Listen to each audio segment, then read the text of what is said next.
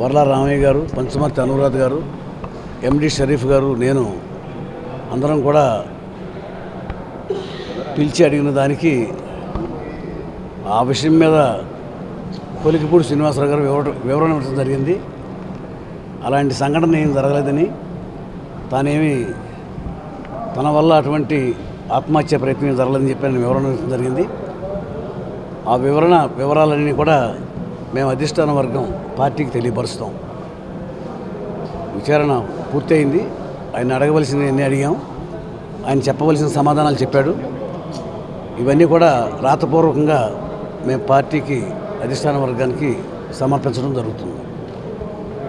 సరే, ఆ ఒక్క ఘటనైనా అంతకుముందు జరిగిన ఘటనలు ఏమైనా మీరు ప్రస్తావించారు? ఇప్పుడు అక్కడ కేడర్తో అందరితో సఖ్యతగా ఉండాలని, అందరినీ కలుపుకుపోవాలని, పార్టీలో విభేదాలు పెరగకూడదని కూడా సూచించడం జరిగింది గతంలో. ఆ గతంలో విషయాలని మళ్ళీ ప్రస్తావించడం జరిగింది. గతంలో ఒకసారి శ్రీనివాసరావు గారిని పిలిచి వీటన్నిటికీ వివరణ అడగడం జరిగింది. అదే విషయాలను మళ్ళీ కేడర్ని దూరం కాకుండా అందరినీ కలుపుకుపోతూ అందరినీ కూడా సర్దుబాటు చేసుకుని మరి వివాదాలు లేకుండా అందరితో కలిసిమెలిసి కలుపుకుంటూ పోవాలని చెప్పి ఆయన చెప్పడం జరిగింది. అదే విషయాల మీద ఆయన కూడా వివరణ ఇచ్చారు. మరి గతంలో కూడా ఒకసారి ఆయన వివరణ ఇచ్చారు. మళ్ళీ అభియోగాలు రావడంతో మళ్ళీ పిలవాల్సి వచ్చింది.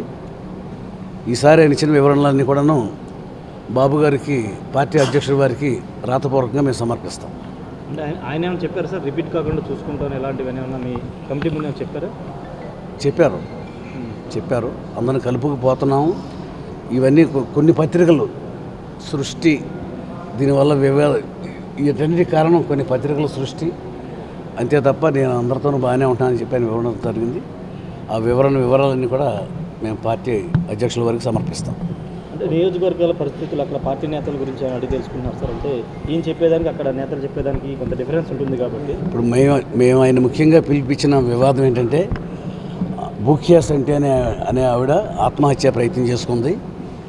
ఆ వివాదంలో ఎమ్మెల్యే గారు ఎవరినో కొట్టారు అనే అభియోగం వచ్చింది. దాని మీద పోలీసు వారి దగ్గర కూడా ఎటువంటి కేసులు కూడా నమోదు కాలేదు. ఈవిడ ఎండ్రిని పురుగు మందు తాగినట్టు కానీ, ఈయన కొట్టినట్టు కానీ ఎక్కడా కంప్లైంట్స్ ఏం జరగలేదు. పోలీసు వారు కూడా ఏం కేసులు బుక్ చేయలేదు. పత్రికలో వచ్చింది కాబట్టి ఆ కాన్స్టిట్యున్సీలో జరిగిన దాన్ని బట్టి ఆయన పిలిచి విచారించడం జరిగింది. ఆయన ఎక్స్ప్లెనేషన్ అడగడం జరిగింది. ఆయన ఎక్స్ప్లెనేషన్ ఇచ్చాడు. ఆ వివరాలన్నీ కూడా పార్టీ అధ్యక్షుల వరకు సమర్పిస్తాం.